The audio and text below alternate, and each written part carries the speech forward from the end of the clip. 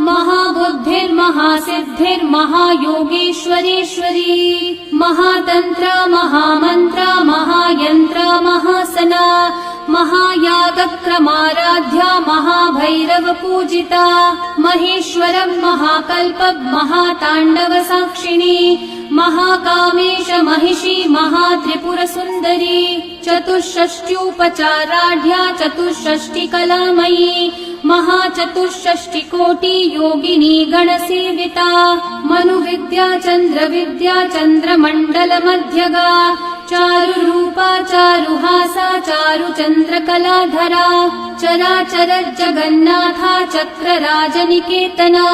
Parvati पद्मनयना पद्मरागसमप्रभा